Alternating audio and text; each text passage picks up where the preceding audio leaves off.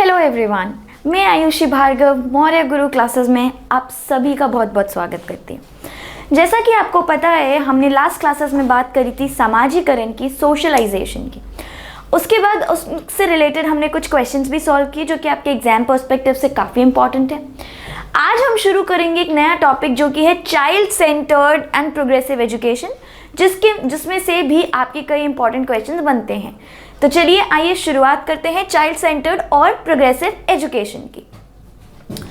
तो ये जो चाइल्ड सेंटर्ड एजुकेशन आज हम बात करने वाले हैं, ये जो टॉपिक है चाइल्ड सेंटर्ड एजुकेशन, इसमें हम देखेंगे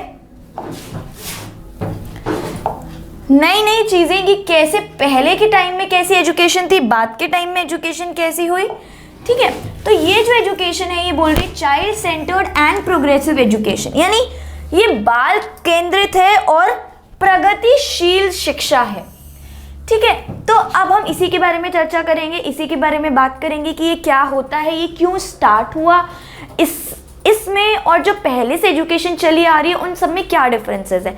तो हम वही शुरुआत करेंगे और वही बात करेंगे कि क्या डिफरेंसेस हैं। तो चलिए स्टार्ट करते हैं। अब इसमें जो हम देख रहे हैं, अब अगर हम देखें तो जो पहली चीज़ है इसमें सबसे पहले बताया है कि भाई प्रोग्रेसिव एजुकेशन है। अभी तक हम प्रोग्रेसिव एजुकेशन की बात नहीं करते थे।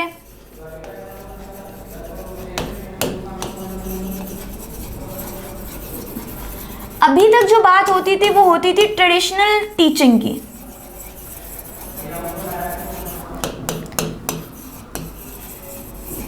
ट्रेडिशनल टीचिंग मेथड की अभी तक बात होती थी। हम सब और हमारे पेरेंट्स और पहले वाली जनरेशन सब इसी मॉडल से पढ़े जो कि है traditional teaching method.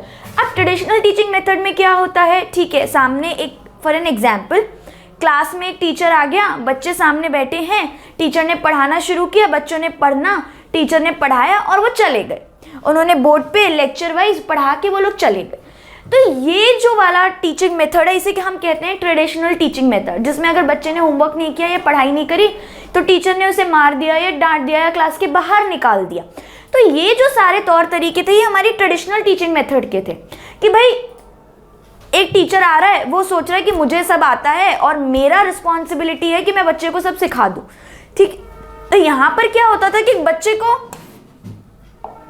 Traditional teaching method में क्या होता था, बच्चे को एक ब्लैंक स्लेट मान रहे, ठीक है। अब ये ब्लैंक स्लेट जो है इसमें टीचर आ रहा है और वो लिख रहा है, तो जो टीचर बता रहा है वही बच्चे सीख ले रहे हैं। तो ये जो तरीका था वो था ट्रेडिशनल टीचिंग का, जिसमें पनिशमेंट का भी यूज होता था, है ना। तो ये वाली जो चीजें हैं ये कहलाती है ट्रेडिशनल टीचिंग मेथड, जिसमें पहले जैसे पढ़ाते थे कि भाई टीचर अपनी एक बुक और नोट्स हाथ में लेकर आया, उसने पढ़ा दिया और बच्चे पढ़ लिए और कोई सवाल जवाब नहीं हुआ, कोई इंटरेक्शन नहीं हुआ। अगर होमवर्क नहीं किया या कुछ नहीं किया तो टीचर क्लास से बाहर निकाल देता था। तो ये वाली जो चीज़ है, ये वाला जो टीचिंग मेथड है, इसको हम बोलते हैं ट्रेडिशनल टीचिंग मेथड। अब क्या हुआ, लेट 90s में यानी 1900s में प्रोग्रेसिव एजुकेशन का कॉन्सेप्ट स्टार्ट हुआ। ये लेट 19s की बात।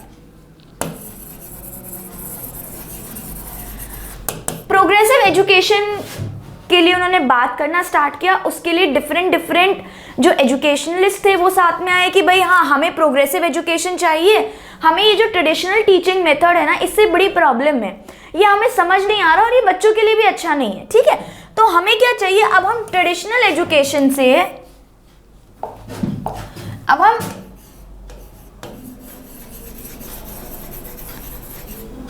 ट्रेडिशनल एजुकेशन से जाना चाहते हैं प्रोग्रेसिव एजुकेशन पे।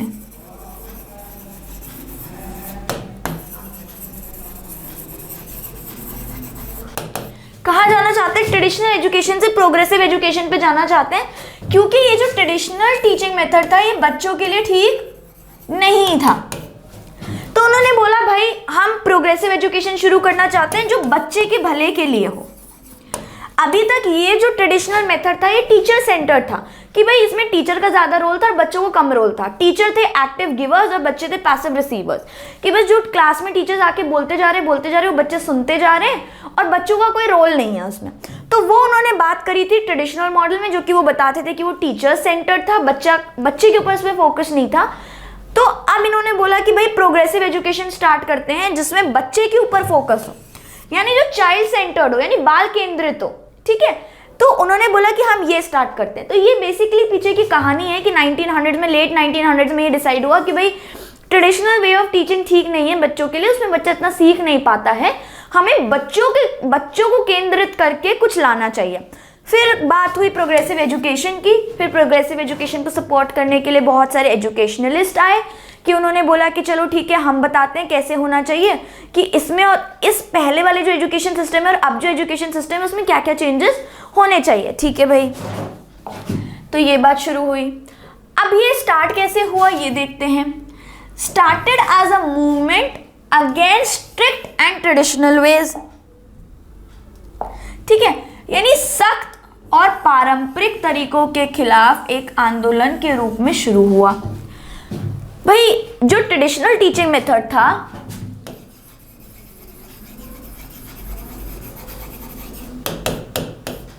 वो स्ट्रिक्ट भी था,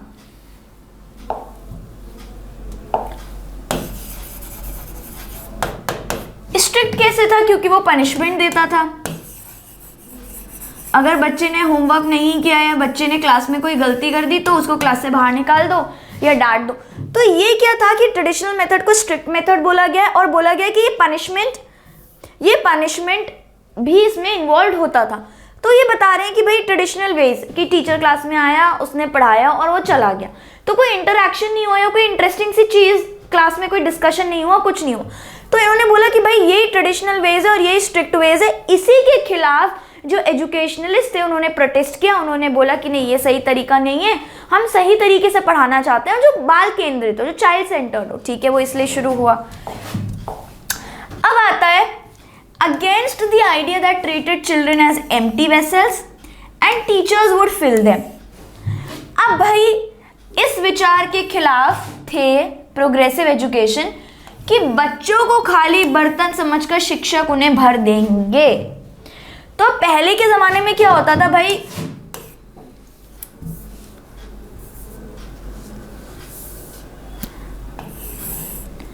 ये है एक वेसल,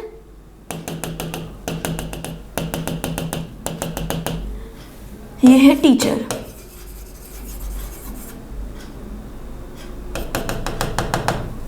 और ये है एक लर्नर।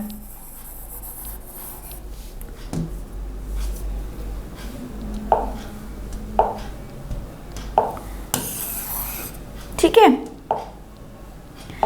अब ये खाली बर्तन है, ये खाली वेसल है। क्या है ये? खाली वेसल है। ये एक एम्प्टी वेसल है, ठीक है। अब ये एक एम्प्टी वेसल है, इसको लर्नर के बारे में बात की गई कि ये लर्नर है, जो सीखने वाला होता है, यानी जो बच्चा है वो क्या है, एक खाली बर्तन की तरह है। किसकी तरह है? एक खाली बर्तन की तरह है, ठीक है, यानी एक एम्प्टी वेसल है। अब ये जो है टीचर, उनके पास भाई ज्ञान का भंडार है, दे हैव वास्ट नॉलेज, उनके पास एक्सपीरियंस है, उनके पास नॉलेज है। तो अब उनका काम क्या है, इस खाली बर्तन को जो कि हमने बच्चा माना है उसको भरने का। यानी अब टीचर अपने नॉलेज और अपने एक्सपीरियंस से इस बर्तन को भर रहे हैं।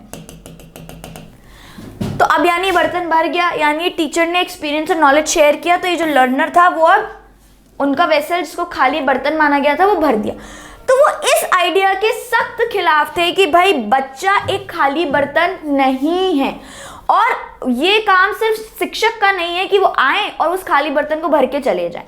तो उन्होंने बोला कि भाई हम इस आइडिया के खिलाफ हैं, इस विचार के सख्त खिलाफ है कि बच्चा एक खाली बर्तन है, उसे पहले से कुछ नहीं आता और सारा काम जो है वो शिक्षक करेंगे कि उनकी उसमें आके नॉलेज भर देंगे, ठीक है। तो इस आइडिया के भी वो सख्त खिलाफ थे। पहला तो ये था कि वो स्ट्रिक्ट और ट्रेडिशनल वेज के खिलाफ थे, यानी सख्त और पारंपरिक तरीकों जो पढ़ाने के उसके सख्त खिलाफ थे। दूसरा, वो इस आइडिया के खिलाफ थे, इस विचार के खिलाफ थे कि बच्चा एक खाली बर्तन है और टीचर्स आके उसे भर देंगे। तो ये दोनों के खिलाफ थे। फिर उन्होंने बात करी rejected idea that teacher knows all and child knows nothing, यानी इस विचार को खारिज कर दिया कि शिक्षक सब कुछ जानता है और बच्चा कुछ नहीं जानता है। ठीक है, तो उन्होंने बोला कि भाई इस विचार को खारिज कर दिया कि शिक्षक सब कुछ जानता है और बच्चा कुछ नहीं जानता। यानी जो टीचर है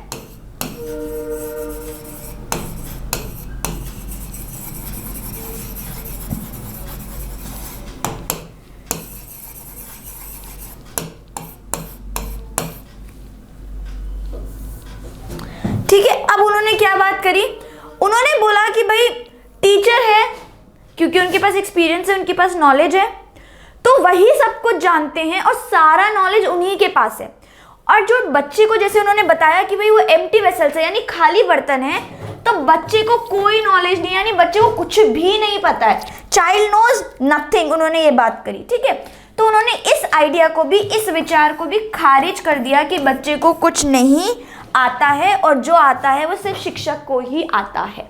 तो उन्होंने इन 3 आइडियाज को रिजेक्ट किया, इन 3 विचारों को खारिज किया और बताया कि वो इनके सख्त खिलाफ थे। कौन? जो भी एजुकेशनलिस्ट थे, जो भी प्रोग्रेसिव एजुकेशन को फेवर कर रहे थे और ट्रेडिशनल टीचिंग मेथड्स के अगेंस्ट थे।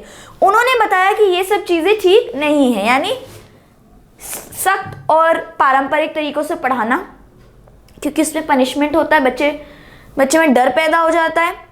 Against the idea that treated children as empty vessels, वो इसके भी खिलाफ थे कि भाई बच्चे खाली बर्तन नहीं है और टीचर्स की उन्हें आके भर देंगे, ये सोचना भी गलत है। ठीक है, कि बच्चे खाली बर्तन है, शिक्षक उन्हें भर देंगे, गलत है। उन्होंने ये भी आइडिया रिजेक्ट किया कि teacher knows all and child knows nothing, यानी टीचर को ही सब कुछ आता है, जो पता है वो टीचर को ही पता है, बच्चे को तो कुछ आता ही नहीं है, बच्चा तो एकदम खाली दिमाग है उसका। तो ये ब्लैंक स्लेट की तरह उन्होंने माना, एम्प्टी वेसल मान लीजिए या ब्लैंक स्लेट, जिस स्लेट पर हम लिखते हैं चौक से, वो खाली स्लेट है और टीचर का काम है आके उस पर लिख देना, तो जो टीचर लिखेगा वही बच्चा मान लेगा। तो ये भी उन्होंने बोला कि ये धारणा भी बहुत गलत है। नेक्स्ट पे चलते हैं। अब उन्होंने बात करी प्रोग्रेसिव एजुकेशन की, यानी प्रगतिशील शिक्षा की। ठीक है, अब बात करते हैं, अभी तक हमने देखा कि भाई प्रोग्रेसिव एजुकेशन की ज़रूरत क्या थी और जिन्हें लगता था कि प्रोग्रेसिव एजुकेशन, प्रगतिशील शिक्षा होनी चाहिए, वो किस वजह से होनी चाहिए और किन कारणों की वजह से होनी चाहिए, और जो प्रगतिशील शिक्षा है वो शुरू किन वजह से हुई। तो ये अभी हमने बात कर ली थी 3 पॉइंट्स की। ठीक है, अब हम बात करते हैं जो प्रोग्रेसिव एजुकेशन था, उन्होंने बोला कि भाई ये टीचर सेंटर्ड से नहीं होना चाहिए, चाइल्ड सेंटर्ड होना चाहिए। ठीक है, कैसा होना चाहिए? टीचर सेंटर्ड ना हो के चाइल्ड सेंटर्ड होना चाहिए। ठीक है, अब ये जो चाइल्ड सेंटर्ड है, इसको हम लर्नर सेंटर्ड भी बोल सकते हैं और स्टूडेंट सेंटर्ड भी बोल सकते हैं। ठीक है, teacher centred to learner centred या चाइल्ड सेंटर्ड या फिर स्टूडेंट सेंटर्ड, तो इसको हम किसी भी नाम से बोल सकते हैं। अब टीचर सेंटर्ड एजुकेशन क्या है और चाइल्ड सेंटर्ड एजुकेशन क्या है, वो भी हम बात करेंगे एक एक करके। ठीक है, अभी आपसे वित्त समझिए कि शिक्षक केंद्रित से बाल केंद्रित तक, यानी टीचर सेंटर्ड, कि भाई ट्रेडिशनल वे क्या था, जैसे हमने बात करी कि टीचर्स को ही सब आता है, चाइल्ड को कुछ नहीं आता है।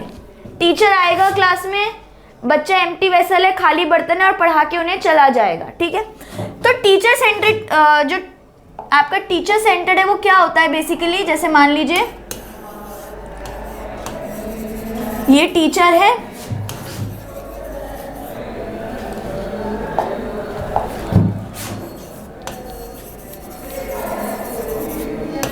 ये शिक्षक है। ठीक है, ये है उनकी नॉलेज, यानी उनका जो ज्ञान है, ये है उनका एक्सपीरियंस,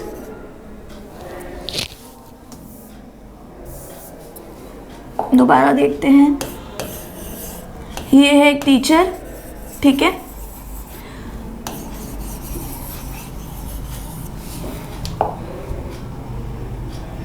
ठीक है, ये उनकी नॉलेज है,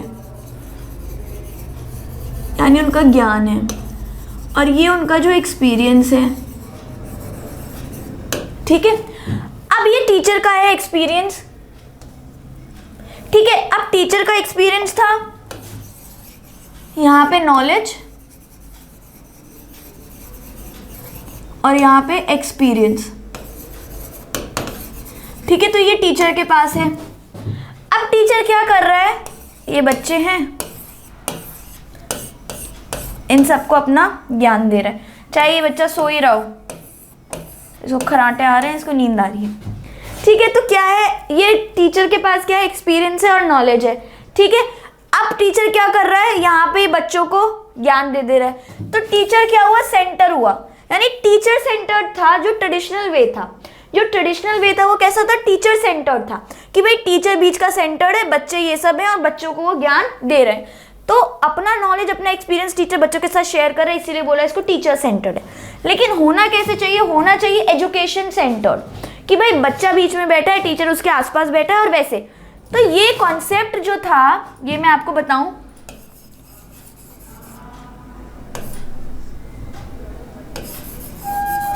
हार्कनेस ने बात करी थी। हार्कनेस एक फिलेंथ्रोपिस्ट थे, उन्होंने बात करी थी कि भाई जो टीचिंग होनी चाहिए, हार्कनेस उनका नाम था, एक फिलेंथ्रोपिस्ट थे। फिर वो जो टीचिंग मटीरियल, या वो जो टीचिंग वे या फिर वो सिटिंग वे जो जाना गया, वो हमेशा इनके नाम से जाना गया, हार्कनेस टेबल के नाम से। किसके नाम से, हार्कनेस टेबल के नाम से।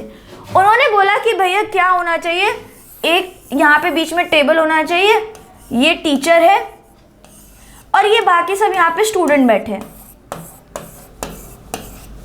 ठीक है। तो उन्होंने बोला रादर देन कि भाई टीचर खड़ा है, लेक्चर दे रहा है और ऐसा स्टेज और ऑडियंस टाइप वाला सीन बन रहा है, तो उससे बेहतर है हमें हार्कनेस टेबल उन्होंने दिया। और हार्कनेस ही उनका नाम था, एक फिलेंथ्रोपिस्ट थे। उन्होंने बताया कि टीचर और स्टूडेंट का जो सिटिंग अरेंजमेंट होना चाहिए वो ऐसा होना चाहिए जैसे कि भाई टीचर बैठा है, एक टेबल है और बच्चे उसके आसपास बैठे हैं, तो एक राउंड टेबल पे टीचर बैठा है और उसके आसपास बच्चे बैठे। तो उन्होंने इस तरीके का कुछ मॉडल बताया कि ये सिटिंग अरेंजमेंट होना चाहिए भाई, ठीक है। तो ये किसने बताया, हार्कनेस ने। और इस टेबल को, इस सिटिंग अरेंजमेंट को जाना गया हार्कनेस टेबल के नाम से। उन्होंने बोला एक राउंड टेबल हो, वहां पे टीचर हो, उसके आसपास 4-5 बच्चे बैठे हो, ठीक है। तो ये होगा स्टूडेंट टीचिंग, यानी चाइल्ड सेंटर्ड या फिर लर्नर सेंटर्ड या फिर स्टूडेंट सेंटर्ड मॉडल, जिसमें बच्चों को केंद्रित बनाया गया, यानी जिसमें बच्चे पे ज्यादा फोकस है, ना कि टीचर पे ज्यादा फोकस है, ठीक है। तो टीचर सेंटर्ड में मेन फोकस कौन था, टीचर थी। चाइल्ड सेंटर्ड या स्टूडेंट सेंटर्ड या लर्नर सेंटर्ड में फोकस किस पर होना चाहिए, चाइल्ड पर फोकस होना चाहिए। ये बात उन्होंने कही, ठीक है। फिर उन्होंने क्या बोला कि भाई treats child as a plant that will grow and blossom on its own due to innate ability. अब भाई उन्होंने बोला कि प्रोग्रेसिव एजुकेशन में उन्होंने ये भी बात करी कि बच्चे को एक प्लांट की तरह समझना चाहिए, है ना। अब प्लांट में हम उसको सन मिल रहा है, उसको मिट्टी जिसमें वो बोया हुआ है, जिसमें वो सोन है वो मिल रहा है, फिर उसको सिर्फ पानी और खाद हम लोग दे रहे हैं, लेकिन हम उसको पकड़ के उगवा थोड़ी ना रहे, है ना, नहीं कर रहे ना। तो सिमिलरली उन्होंने बोला कि बच्चा जो है एक पौधे की तरह है, एक प्लांट की तरह है, जो कि अपने आप सुंदर सा खिलेगा, क्योंकि उसकी क्या है, जन्मजात क्षमता है, वो इनेट एबिलिटी वो उसके अंदर ही है। हम कुछ नहीं कर रहे, हम सिर्फ उसे अपॉर्चुनिटीज प्रोवाइड करा रहे हैं, हम सिर्फ उसके रिसोर्सेज प्रोवाइड करवा रहे हैं, लेकिन एक पौधे के रूप में मानते हैं उन्हें, जिसमें जन्मजाति क्षमता है, इनेट एबिलिटी है अपने आप को विकसित करने की और खिल जाने की। तो यही उन्होंने बात करी कि चाइल्ड को एक प्लांट की तरह ट्रीट करा है प्रोग्रेसिव एजुकेशन में, जिसमें उन्होंने बोला कि चाइल्ड अपने आप ग्रो करेगा, अपने आप खिल जाएगा, क्योंकि वो उसकी इनेट एबिलिटी है, क्योंकि उसकी वो जन्मजात क्षमता है, वो लेकर ही पैदा हुआ है। कि ठीक है कि मैं, जैसा हम मानते हैं कि भाई ब्लैंक स्लेट होते हैं बच्चे, जो टीचर बोलेगा उस पर लिख देंगे, गलत है। बच्चे पहले से ही अच्छे होते हैं, उन्हें पहले से ही पता होता है, बस जस्ट ब्रश अप करने की उन्हें ज़रूरत होती है, ठीक है। फिर आया teacher should provide the environment and opportunities, यानी शिक्षक को ऐसा पर्यावरण और अवसर प्रदान करने चाहिए, ठीक है। यानी क्या है, टीचर्स को ऐसा एनवायरनमेंट कि भाई टीचर सेंटर्ड एनवायरनमेंट नहीं, उन्हें चाइल्ड सेंटर्ड एनवायरनमेंट प्रोवाइड करना चाहिए, जिसमें बच्चा शिक्षा का केंद्र है, और ऐसे एनवायरनमेंट और अपॉर्चुनिटीज प्रदान करने चाहिए कि बच्चा अपनी जन्मजात क्षमता के कारण अपने आप विकसित और खिल जाए। यानी because of the इनेट ability they grow and blossom on their own. ठीक है, तो ये उन्होंने बात करी। अब कैसा एनवायरनमेंट होना चाहिए? अच्छा एनवायरनमेंट होना चाहिए जहाँ पे बच्चा अपने पॉइंट ऑफ व्यू रख पाए, जहाँ पे बच्चा अपने ओपिनियन रख पाए। वो इतना डरे नहीं कि मैं कुछ पूछूंगा तो मैम मेरे को डांटेगी या मैम मेरे को मारेगी। वो बच्चे के दिमाग में अगर कोई सवाल है, कोई क्यूरियोसिटी है, उसे कुछ समझ नहीं आ रहा तो वो दोबारा सवाल पूछ पाए। ठीक है, तो ऐसा एनवायरनमेंट बच्चे को देना चाहिए और बिल्कुल फ्री ऑफ पनिशमेंट एनवायरनमेंट होना चाहिए। कोई पनिशमेंट नहीं होगा, कोई सज़ा के पात्र बच्चे नहीं होंगे। अपॉर्चुनिटीज़ प्रोवाइड करनी चाहिए, ज़्यादा से ज़्यादा आप उन्हें ऐसे काम दें, ऐसी अपॉर्चुनिटी प्रोवाइड करवाएं, ऐसे अवसर प्रदान करें कि बच्चा खुद अपनी जन्मजात क्षमता की वजह से खिल जाए और उसे पता हो कि हाँ ये तो मैं कर सकता हूँ। कई बच्चों के साथ होता है, उन्हें भाई ऐसे अवसर ही नहीं मिलते, वो सोचते हैं अगर हमें अवसर मिले तो हम करके दिखाएं। अवसर ही नहीं मिलते उन्हें, तो हमें उन्हें ऐसे अवसर दिलाने चाहिए जहाँ पे वो अपना पूरे जो उनकी क्षमता है उसके अकॉर्डिंग एक्ट करके अपने आप को जन्मजात क्षमता के कारण खिल जाएं और विकसित हो जाएं। ठीक है, तो ये बात करी उन्होंने प्रोग्रेसिव एजुकेशन की। प्रोग्रेसिव नाम में ही समझ आ रहा है कि भाई ये बना किससे है? प्रोग्रेस से, यानी प्रगति से। तो प्रगति का मतलब ही यही है कि कोई चीज़ प्रोग्रेस हो रही है, कोई चीज़ आगे बढ़ रही है, कोई चीज़ अच्छे वे में आगे बढ़ रही है, प्रोग्रेस हो रही है उस चीज़ की, है ना।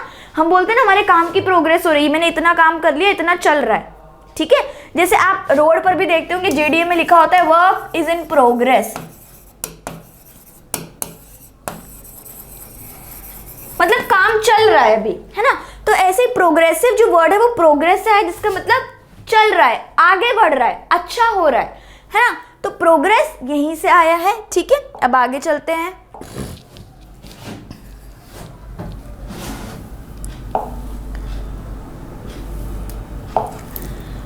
अब क्या आता है?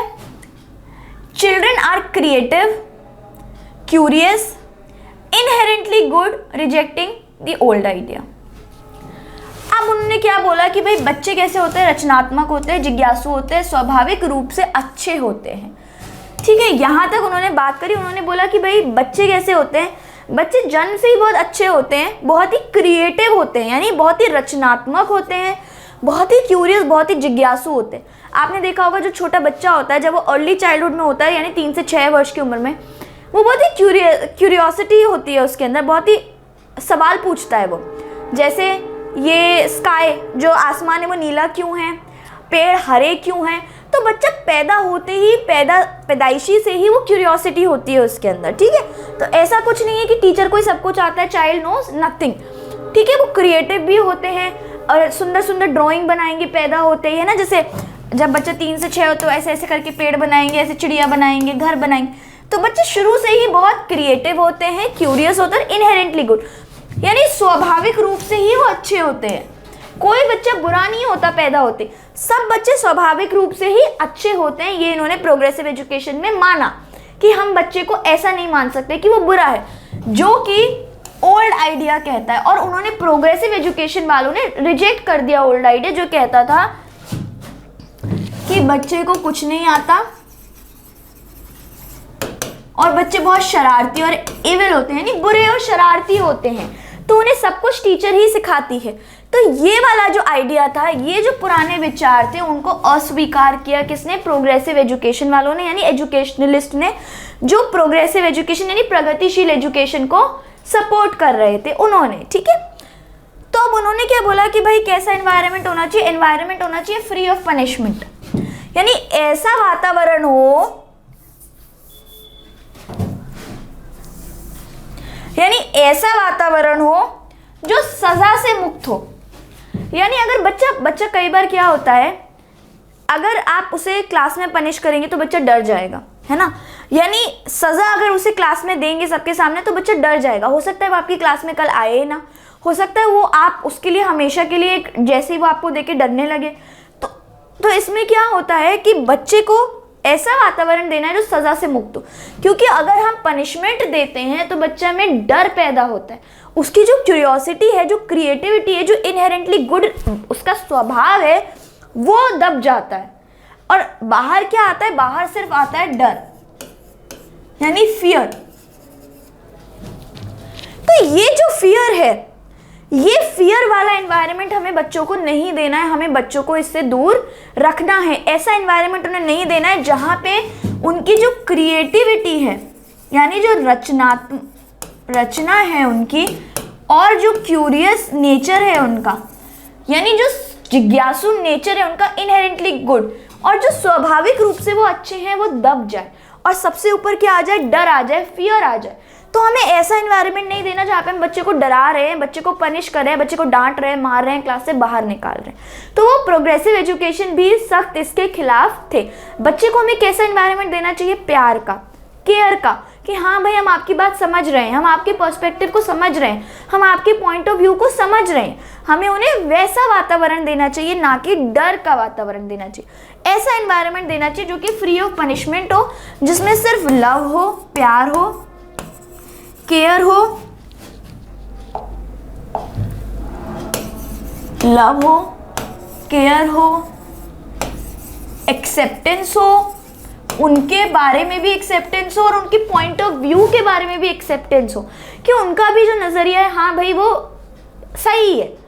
तो एक्सेप्टेंस होनी चाहिए, एटलीस्ट सुनने की एक्सेप्टेंस होनी चाहिए जो बच्चा बोलना चाहता है। ठीक है, अब ये हमने बात कर ली कि children should be love and cared, कि जो बच्चे हैं उन्हें प्यार और देखभाल देना चाहिए। ठीक है, बच्चों को प्यार भी देना चाहिए और उनकी देखभाल भी करनी चाहिए कि उन्हें क्या पसंद है, उन्हें क्या नहीं पसंद है, भाई उनकी इंटरेस्ट क्या है।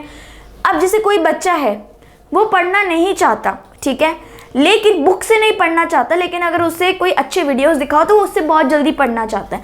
तो बच्चे का इंटरेस्ट क्या है, टीचर को वो देखने की जरूरत है। चाइल्ड सेंटर्ड, कि नहीं भाई टीचर बोले मैं तो सिर्फ बुक से ही पढ़ाऊंगा, तो वो टीचर सेंटर्ड हो गया। चाइल्ड सेंटर्ड कि बच्चा जिससे अच्छा सीख रहा है, बच्चे का जिससे भला हो रहा है, आप वो दीजिए। अगर बच्चा वीडियो से पढ़ के सीख जा रहा है तो वीडियो दिखा के पढ़ाइए। तो वो होता है कि बच्चे की लव केयर देना चाहिए, बच्चों के इंटरेस्ट के बारे में सोचना चाहिए कि उन्हें क्या पसंद है, क्या नहीं पसंद है, वो उनकी चॉइसेस क्या हैं, वो कैसे पढ़ना चाहते हैं, क्या पढ़ना चाहते हैं, वो सब होना चाहिए। ठीक है, अब आता है helps one to realise their potential. जो प्रोग्रेसिव एजुकेशन है उसका फोकस किस पे होता है कि उनकी क्षमता का एहसास करने में मदद करता है। ठीक है, यानी जो उनका पोटेंशियल है, यानी जो उनकी एक क्षमता है। कई बार क्या होता है, बच्चों को पता नहीं होता कि वो इतना अच्छा कर सकते हैं, उन्हें लगता है कि मैं इतना ही कर सकता हूँ। लेकिन कई बार क्या होता है, टीचर्स उन्हें अच्छे से सपोर्ट करते हैं, उन्हें बोलते नहीं बेटा, उन्हें मोटिवेट करते हैं, नहीं बेटा आप कर सकते हो, आप कर सकते हो, आप कर सकते हो। तो क्या होता है, बच्चा एक्चुअली जानता है कि हाँ भाई मैं कर सकता हूँ, और जब वो करके दिखाता है तो वो यही बोलता है मुझे भी नहीं पता था कि मैं कर सकता हूँ, लेकिन जो मेरे टीचर्स का विश्वास था मेरे अंदर, उसने मुझे फोर्स किया कि हाँ मैं ये कर सकता हूँ, उसने मुझे यकीन दिलाया कि हाँ मैं ये कर सकता हूँ। तो क्या होना चाहिए, प्रोग्रेसिव एजुकेशन में बच्चों को उनकी क्षमता का एहसास दिलाना चाहिए कि भाई वो इससे भी बहुत अच्छा कर सकते हैं। डांटना नहीं चाहिए कि तुमने ये क्या कर दिया, तुम्हें इससे अच्छा करना चाहिए था, लेकिन उन्हें एहसास दिलाना चाहिए कि कोई बात नहीं बेटा, आपने ऐसा किया, आप मुझे पता है इससे भी अच्छा कर सकते हो। तो वो होता है प्रोग्रेसिव एजुकेशन में, जहाँ पे बच्चे का पोटेंशियल उन्हें रियलाइज कराना है, जहाँ पे उन्हें ये एहसास दिलाना है कि अभी वो जितना कर रहे हैं उससे कई बेहतर वो अपनी ज़िंदगी में कर सकते हैं। ठीक है, तो क्षमता का एहसास दिलाना है। किसी बच्चे को पता होता है कि भाई वो डांस कर सकता है, लेकिन उसे ये नहीं पता कि वो डांसर बन सकता है। उसे क्रिकेट खेलना पसंद है, लेकिन ये नहीं पता कि उसमें इतना पोटेंशियल है कि वो नेशनल लेवल पे क्रिकेटर बन सकता है।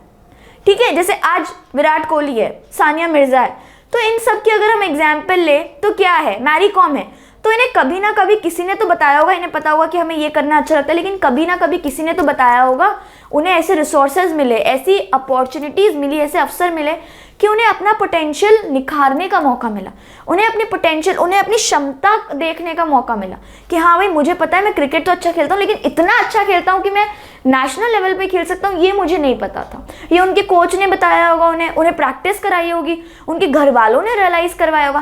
तो प्रोग्रेसिव एजुकेशन यही बात कहता है कि टीचर्स को रियलाइज़ करवाना चाहिए उनका पोटेंशियल क्या है, इस एजुकेशन को रियलाइज़ कराना चाहिए कि उनका पोटेंशियल क्या है, उनकी क्षमता क्या है। सिर्फ पढ़ाई में भी नहीं, किसी और एरिया में भी हो सकती है, डांसर, म्यूजिशियन, गिटारिस्ट, आपका पेंटर, या फिर आपका क्रिकेटर, डांसर, कुछ भी हो सकता है वो। ठीक है, तो ये उन्होंने बात करी थी। आगे चलते हैं।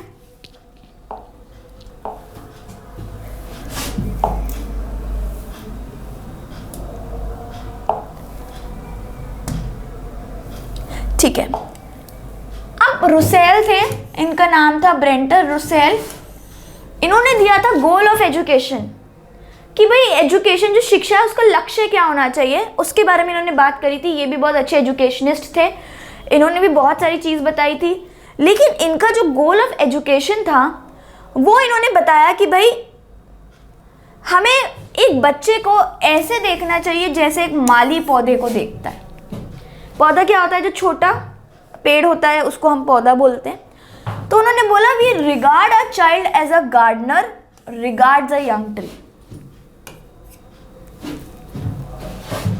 We should regard a child as a gardener regards a young tree. यानी हमें बच्चे को ऐसे प्यार देना चाहिए, उसकी ऐसे ख्याल और देखभाल करनी चाहिए जैसे एक माली अपने एक छोटे पौधे को देखता है। आपको पता है जब नया नया पौधा लगाते ही हैं तो उसमें क्या होता है, उसमें अच्छे से पानी देते हैं, अच्छे से खाद देते हैं, देखते हैं कि उसको धूप मिल रही है या नहीं मिल रही। तो जो भी उसके लिए ज़रूरत होती है उसको अच्छी से अच्छी मिट्टी देते हैं, अच्छे से अच्छी धूप, अच्छे से पानी, अच्छे से खाद प्रोवाइड कराते हैं। क्यों? ताकि वो अच्छा जो छोटा पौधा है वो बड़े होकर अच्छा पेड़ बने, है ना, इसीलिए ताकि एक मजबूत पेड़ बने।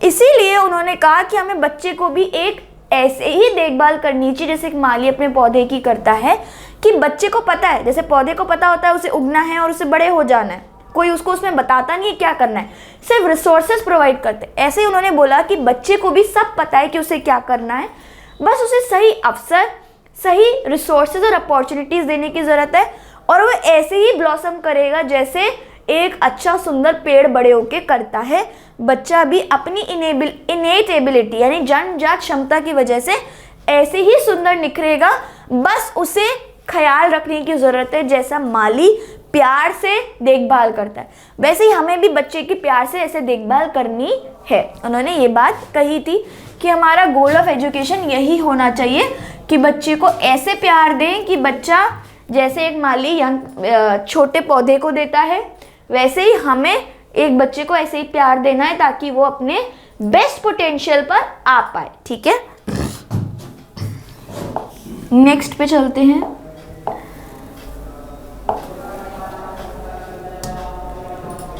अब आता है टीचर सेंटर्ड क्लासरूम। भाई टीचर सेंटर्ड क्लासरूम क्या है? टीचर सेंटर्ड जो क्लासरूम है यानी शिक्षक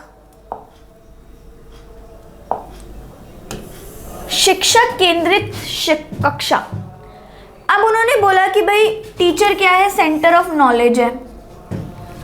ठीक है, अब उन्होंने जैसे हमने पहले एग्जाम्पल देखा था कि भाई ये एक टीचर है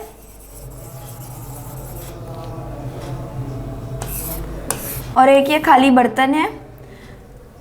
टीचर अपनी नॉलेज दे रहा है और नॉलेज देने से क्या कर रहा है, ये जो खाली बर्तन है जो कि एक बच्चा है उसका वेसल खाली बर्तन भर दे रहा है। तो ये उन्होंने बात करी थी कि भाई स्टूडेंट्स क्या है,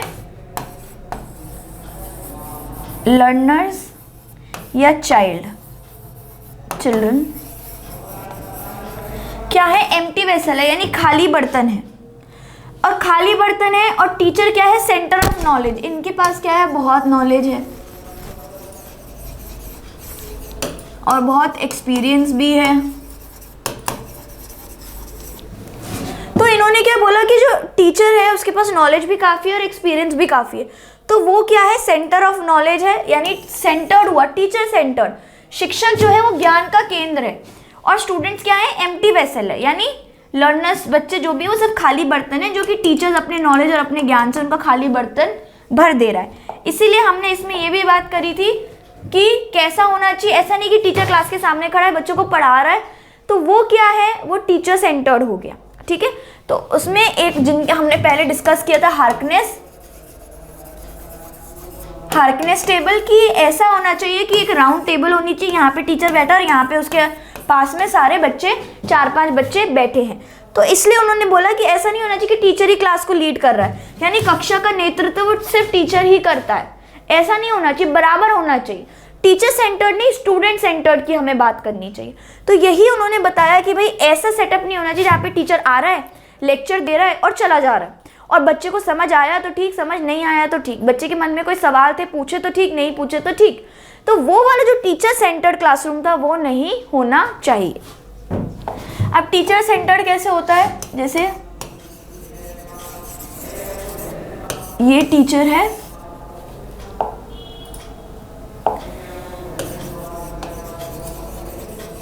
उनके पास क्या है, नॉलेज है प्लस एक्सपीरियंस है, ठीक है।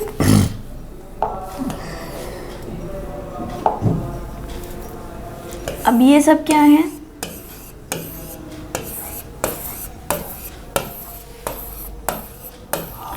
अब ये जो सब है ये सब क्या है, बच्चे, यानी ये सब स्टूडेंट्स हैं, ठीक है, यानी चिल्ड्रन है, स्टूडेंट्स है, लर्नर्स है, जो आपको मन करे बोलने का, विद्यार्थी हैं।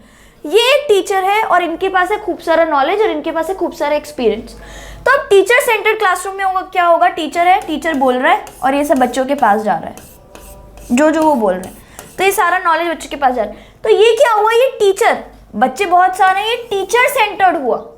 कैसा हुआ, टीचर सेंटर्ड हुआ। तो इसलिए हमने इसको बोला कि भाई बीच में कौन है, बीच में है टीचर्स। कौन है, बीच में है टीचर्स, ठीक है, जिनके पास नॉलेज है और एक्सपीरियंस है और वो बच्चों को दे रहे हैं। तो यानी बच्चे बहुत सारे हो गए, जैसे ये नॉर्मल जो ट्रेडिशनल वे था वो है, ठीक है। तो इसलिए उन्होंने बोला कि कक्षा का नेतृत्व करते हैं टीचर, सेंटर ऑफ नॉलेज है, स्टूडेंट्स एम्प्टी वेसल है, या फिर एम्प्टी वेसल्स के अलावा ब्लैंक स्लेट है जिसपे आके टीचर कुछ भी लिख देगा और वही बच्चा सीख जाएगा। खाली स्लेट की तरह है जिसमें हम चौक से लिखते हैं, ठीक है। ये बताया टीचर सेंटर्ड क्लासरूम ने। नेक्स्ट देखते हैं, अब उन्होंने बात करी कि भाई चाइल्ड सेंटर्ड क्लासरूम। अभी हमने टीचर सेंटर्ड क्लासरूम की बात करी, अब हम देखते हैं कि भाई चाइल्ड सेंटर्ड क्लासरूम क्या होता है।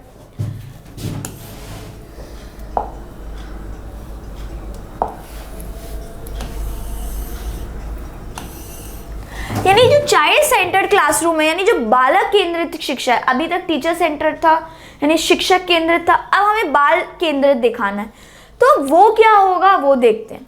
Focus on child's present life, child centred होगा, ये तो हम देख ही रहे हैं कि बाल केंद्रित होगा। चाइल्ड सेंटर्ड को हम लर्नर सेंटर्ड भी बोल सकते हैं और स्टूडेंट सेंटर्ड भी बोल सकते हैं, ये आपको याद रखना है, कुछ अलग नहीं है, तीनों सेम ही हैं, ठीक है। अब क्या होता है, विद्यार्थी बोले बाल बोले एक ही बात है। Focus on child's present life, बच्चे के वर्तमान जीवन पर वो ध्यान दे रहे हैं। ऐसा नहीं कि बच्चे पहला फेल हो गया था तो उसके बारे में उससे बात कर रहे हैं या उसी को बोल रहे हैं कि अब तुम नहीं पढ़ सकते, तुम पिछली क्लास में फेल हो गए थे, या फ्यूचर पे तुम नहीं कर पाओगे, तुमसे नहीं हो पाएगा। तो वो बच्चे के प्रेजेंट लाइफ पे फोकस करता है कि आज उसके बच्चे के जीवन में क्या चल रहा है और हम उसे कैसे बेहतर कर सकते हैं, ठीक है। प्रोवाइड अपॉर्चुनिटीज, अवसर प्रदान करते हैं बच्चों को।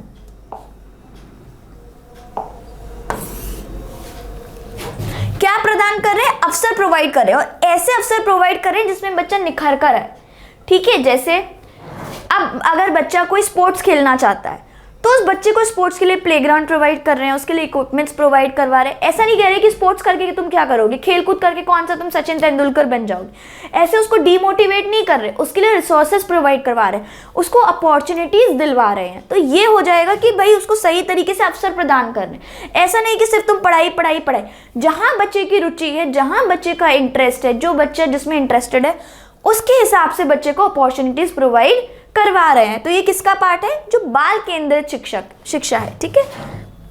Focus on choices of child, हो सकता है मुझे गिटार बजाना बहुत पसंद है, मुझे स्कूल में म्यूजिक रूम में ही जाना अच्छा लगता है और मुझे गिटार बजाना बहुत पसंद है, म्यूजिक करना पसंद है, वो मेरी चॉइस है, ठीक है। तो अब बच्चे की पसंद पर ध्यान दें। ऐसा नहीं बच्चे को आप जबरदस्ती पकड़कर क्लास में बिठा दे रहे हैं, उसको मैथ्स नहीं पसंद है, हिंदी ज़्यादा पसंद है, तो मैथ्स में ज़बरदस्ती पकड़ के दिखा रहे हैं। आप उस चॉइसेस में भी बच्चे को देखिए कि बच्चा कैसे सीख पा रहा है, ज़बरदस्ती प्रेशर नहीं डालना है हमें। तो यही होता है चाइल्ड सेंटर। टीचर सेंटर्ड या ट्रेडिशनल मेथड होता तो यही होता है कि पढ़ाना और पढ़ा के चले जाना, भले से बच्चे को समझ आ रहा है या नहीं, बच्चा पढ़ना चाहता है या नहीं, बच्चे को मैथ्स में उतना इंटरेस्ट, उतनी रुचि है या नहीं जितनी साइंस में, जितनी हिंदी में, ठीक है। तो ये सब हमें इन सब चीज़ों का बहुत बहुत ज़्यादा ध्यान रखना है कि बच्चे को जो बच्चे की रुचि है उसके हिसाब से उसको ऐसी अपॉर्चुनिटीज़ प्रोवाइड करानी। जैसे बच्चा क्रिकेट में रुचि रखता है तो बच्चे को अगर वो क्रिकेटर बनना चाहता है तो उसके लिए प्लेग्राउंड, बैट, बॉल, इन सब का इंतजाम, इन सब की अपॉर्चुनिटीज प्रोवाइड कराई जाए, क्रिकेट की क्लासेस ज्वाइन कराई जाए, तो वो होता है चाइल्ड सेंटर्ड। ठीक है। इंडिविजुअल आइडेंटिटी, व्यक्तिगत पहचान। अब इसमें क्या है कि हर एक बच्चा, अगर क्लास में 20 बच्चे हैं तो 20 बच्चे एक जैसे तो नहीं होंगे, किसी ना किसी बच्चे में कुछ ना कुछ डिफरेंस होगा। किसी को ब्लू कलर, किसी को ब्लैक कलर, कोई मैथ्स पसंद है, किसी को हिंदी पसंद है, कोई डांस में अच्छा है तो कोई सिंगिंग में अच्छा है। तो हर बच्चे का अलग अलग टैलेंट होगा।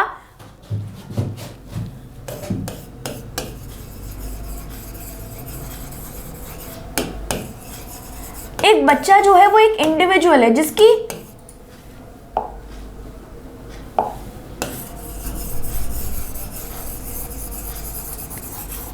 डिफरेंट चॉइसेस होंगी, प्रेफरेंसेस अलग होंगे, भाई उनको क्या पसंद है वो अलग होगा, किस चीज़ में उनके इंटरेस्ट हैं वो सब अलग होगा। तो ये सारी चीज़ें अलग होंगी हर एक बच्चे में, इंडिविजुअल टू इंडिविजुअल डिपेंड करेगा, बच्चे टू बच्चे डिपेंड करेगा कि क्या उन्हें पसंद है, क्या उन्हें पसंद नहीं है। तो ये हमें इस बात का बहुत बहुत ज़्यादा ध्यान रखना है, क्योंकि ये चाइल्ड सेंटर्ड एजुकेशन है, तो हमें इंडिविजुअल पर भी ध्यान देना है। ठीक है। और हमें चाइल्ड की प्रेजेंट लाइफ पे फोकस करना है, उसे क्या पसंद है, उसकी क्या इंटरेस्ट है, उसकी क्या चॉइसेस हैं, और उसके हिसाब से उन्हें अपॉर्चुनिटीज़ प्रोवाइड करवानी है ताकि वो बेस्ट से बेस्ट कर पाए, ताकि उनका बेस्ट से बेस्ट आगे हो पाए। ठीक है। तो चलिए आगे चलते हैं नेक्स्ट स्लाइड पर।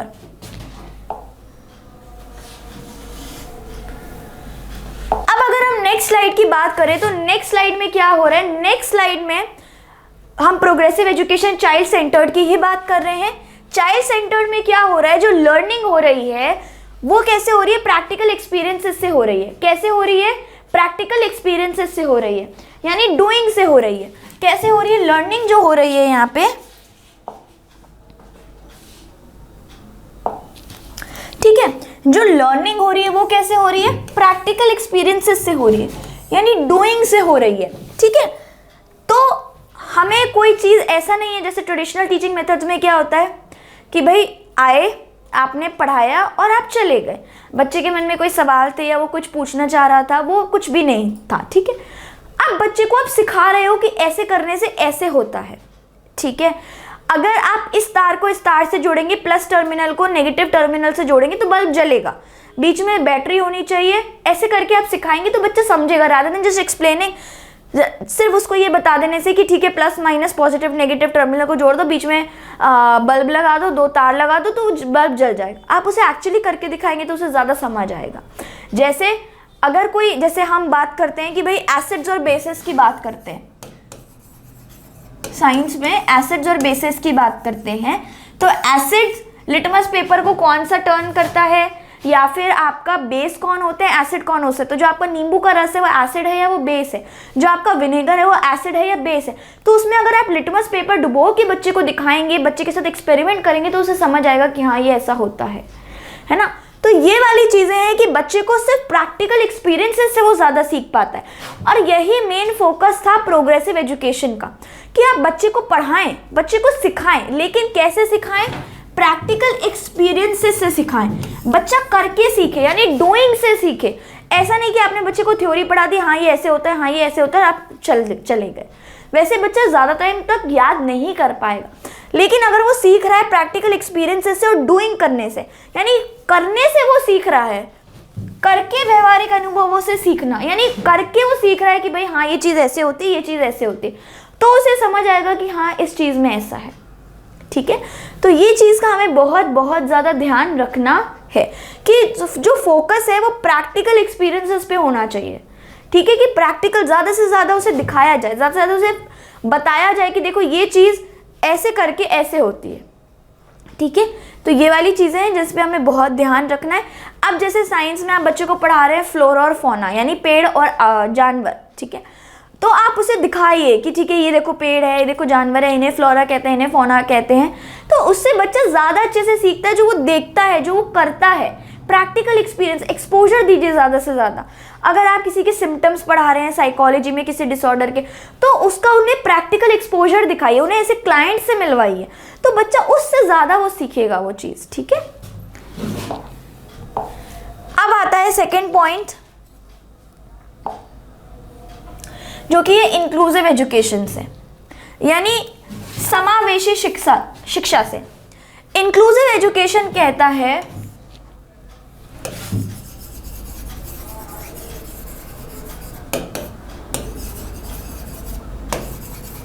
एजुकेशन फॉर ऑल, मतलब जो शिक्षा है वो सबके लिए होनी चाहिए। सबके लिए मतलब इंक्लूसिव मतलब सभी के लिए, हम तो ये जानते हैं सभी के लिए, लेकिन कई बार क्या होता है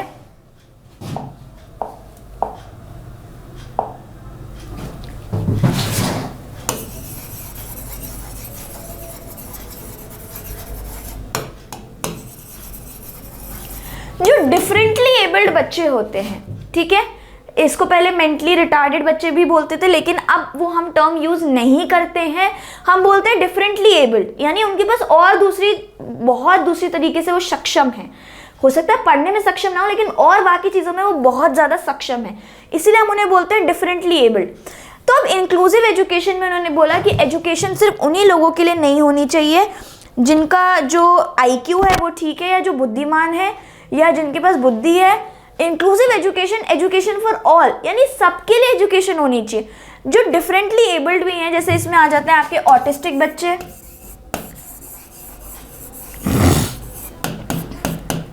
ADHD वाले बच्चे, जिनको लर्निंग डिसेबिलिटी है,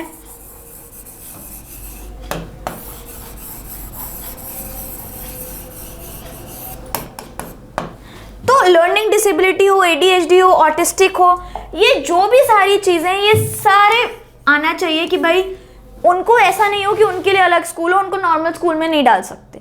तो ऐसा नहीं होना चाहिए कि हम उन्हें बोलें कि आप अलग स्कूल में जाके पढ़िए, ये स्कूल आपके लिए नहीं है। तो उन्होंने प्रोग्रेसिव एजुकेशन ने बात करी कि भाई इंक्लूसिव एजुकेशन होना चाहिए, कि जो भी बच्चे हैं जो डिफरेंटली एबल्ड भी हैं, उनके लिए भी सेम स्कूल होना चाहिए और उनके लिए भी एजुकेशन होनी चाहिए।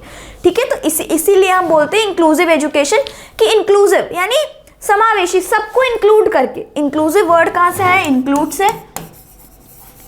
यानी सबको लेके आप एजुकेशन करिए, किसी को छोड़िए मत, चाहे कोई कैसा भी हो। इंक्लूसिव एजुकेशन, सबके लिए एजुकेशन है वो। तो इसमें उन्होंने बात करी थी इंक्लूसिव एजुकेशन की। फिर आता है आपका क्रिटिकल थिंकिंग एंड मेटाकॉग्निशन। उन्होंने बोला कि क्रिटिकल थिंकिंग और मेटाकॉग्निशन यानी आलोचनात्मक सोच और अनुभूति के बारे में अनुभूति। क्रिटिकल थिंकिंग क्या होता है कि आपको एक सवाल दे दिया, आपको उसको एनालाइज करके उसको सॉल्व करना है, या रियल लाइफ सिचुएशन कोई दे दी कि अगर आप इस सिचुएशन में होते तो आप क्या करते। तो वो जो क्रिटिकल थिंकिंग है कि आपको अपने दिमाग पे जोर डाल के सॉल्यूशंस निकालने हैं कि आप उस सिचुएशन में क्या करते, या मैथ्स की कोई प्रॉब्लम है तो आप कैसे सोचते। तो वो जो सोच है आपको उस पर भी ध्यान देना है, सिर्फ ऐसा नहीं कि रोट मेमोराइजेशन, आपने रट लिया, कोई चीज़ों को समझा नहीं। प्रोग्रेसिव एजुकेशन सबसे ज़्यादा फोकस करता है लर्निंग बाय डूइंग, सीखने पे फोकस करता है। वो आपको सोचने पे फोकस करता है कि भाई आप सोचिए आप क्या करते, आप सोचिए इसका क्या हल होगा, आप बताइए कि इसमें क्या करना है। तो वो जो लर्निंग है प्रोग्रेसिव एजुकेशन में, वो फोकस करती है करने पे और सोचने पर, कि आप सोचो, आप करके देखो कैसे होता। तो क्रिटिकल थिंकिंग वही है कि क्रिटिकल थिंकिंग बच्चे में डेवलप करो, मेटाकॉग्निशन बच्चे में डेवलप करो, प्रॉब्लम सॉल्विंग डेवलप करो, डिसीजन मेकिंग करो, ना कि रोट लर्निंग। रोट लर्निंग के वो सख्त खिलाफ थे। रोट लर्निंग क्या होती है? रट्टा मारना, कि आपने रट्टा मार के याद कर लिया और वो याद हो गया, उसके वो सख्त खिलाफ थे, वो नहीं करना है। फिर उन्होंने बोला मेटाकॉग्निशन। मेटाकॉग्निशन क्या होता है? अनुभूति के बारे में अनुभूति, यानी जो मैं सोच रही हूँ। मेटाकॉग्निशन जो वर्ड है वो दो वर्ड से मिलके बना है, मेटा और कॉग्निशन। कॉग्निशन हम सब जानते हैं हमारी सोच, तो मेटाकॉग्निशन मीन्स मेरी सोच के बारे में सोच, यानी जो मैं सोच रही हूँ मैं उसके बारे में सोच रही हूँ। जैसे मैं सोच रही हूँ कि मैं अभी आप लोग को पढ़ा रही हूँ, तो मैं सही पढ़ा रही हूँ या गलत, तो मैं वो इस इस चीज़ के बारे में भी सही सोच रही हूँ कि मैं क्या सही पढ़ा रही हूँ गलत, उसके बारे में भी सोच रही हूँ कि मैं सोचना चाहिए या नहीं सोचना चाहिए। तो ये जो चीज़ है ये कहलाती है मेटाकॉग्निशन, यानी सोच के बारे में भी आपकी सोच, जो आप सोच रहे हो उसके बारे में भी आप क्या सोच रहे हो वो कहलाता है मेटाकॉग्निशन। ठीक है, तो ये हो गया आपका क्रिटिकल थिंकिंग, ये हो गया आपका मेटाकॉग्निशन। प्रॉब्लम सॉल्विंग, यानी उन्होंने बोला कि प्रॉब्लम दे दो, उसका समाधान करने पे डिसीजन मेकिंग यानी निर्णय लेने की। तो हमें ऐसी चीज़ें बच्चों में फोकस करनी चाहिए प्रोग्रेसिव एजुकेशन से, ना कि हमें उन्हें रोट लर्निंग कि सिर्फ आपने बुक दे दी, किताबें दे दी और बोला कि इसको याद कर लो, एग्जाम है बस। तो उन्होंने बच्चे ने रट्टा मार के याद तो कर लिया लेकिन उसे समझ कुछ नहीं आया। उसे आप जब बोलेंगे आप बताओ, आप सोच के बताओ, आप करके बताओ, तो बच्चे को कुछ नहीं आएगा। तो इसीलिए प्रोग्रेसिव एजुकेशन ने बहुत ज़्यादा फोकस किया इन सब चीज़ों के बारे में, ना कि सिर्फ रटने की उस पर। तो अब नेक्स्ट पॉइंट की बात करते हैं जो कि है सोशल स्किल्स। ठीक है, अब सोशल स्किल्स में क्या होता है कि बच्चा भाई कैसे सोशल सेटिंग्स में बिहेव कर रहा है, वो कैसे सोशल सेटिंग्स में एक्ट कर रहा है या टॉक कर रहा है, या उसके मैनर्स कैसे हैं, उसमें एटिकेट्स है कि नहीं, क्या वो प्लीज़ सॉरी थैंक यू बोलता है कि नहीं। सोशल स्किल्स मतलब वो क्या, उसको सोसाइटी में कैसे रहना है, क्या सोशल स्किल्स उसके अंदर है कि नहीं, कि दूसरों से तमीज़ से बात करनी है, दूसरों को रिस्पेक्ट शो करनी है। तो वो सब किसका पार्ट हो जाता है, वो सब हो जाता है सोशल स्किल्स का। तो उन्होंने बोला कि हम सोसाइटी में रह रहे हैं तो बच्चे को ऐसे ही डेवलप करना चाहिए कि वो सोसाइटी के हिसाब से ही उसको एजुकेशन प्रोवाइड करनी चाहिए, कि वो बड़े होकर सोसाइटी के रूल्स, कानून, कायदे, नियम सीखे और उनके हिसाब से ही डेवलप हो। फिर आता है ग्रुप डिस्कशन। फिर उन्होंने बात करी कि भाई ग्रुप डिस्कशंस होने चाहिए बच्चों में, जितने ज़्यादा ग्रुप डिस्कशन होंगे उतना प्रोग्रेसिव एजुकेशन यानी जो प्रगतिशील एजुकेशन है, जो शिक्षा है वो बहुत अच्छी होगी। क्योंकि अलग अलग बच्चे अगर डिस्कशन कर रहे हैं तो अलग अलग पॉइंट सामने आ रहे हैं, अलग अलग उसके पहलू सामने आ रहे हैं। किसी भी एक चीज़ के बारे में किसी ने बोला हाँ ये होना चाहिए, किसी ने बोला हाँ ये नहीं होना चाहिए, उसने फिर उसके बारे में पक्ष रखा अपना कि ये क्यों नहीं होना चाहिए या ये होना चाहिए। तो विपक्ष और पक्ष में जब बच्चे बातें करते हैं तो बहुत सारी चीज़ें निकल कर आती हैं, और इसीलिए हमने बोला कि भाई ग्रुप डिस्कशन भी होना चाहिए। ठीक है, तो चलिए समूह चर्चा के बारे में हमने बात कर ली। अब नेक्स्ट क्लास में हम कंटिन्यू करेंगे इसके आगे के टॉपिक्स। आज के लिए इतना ही, थैंक यू।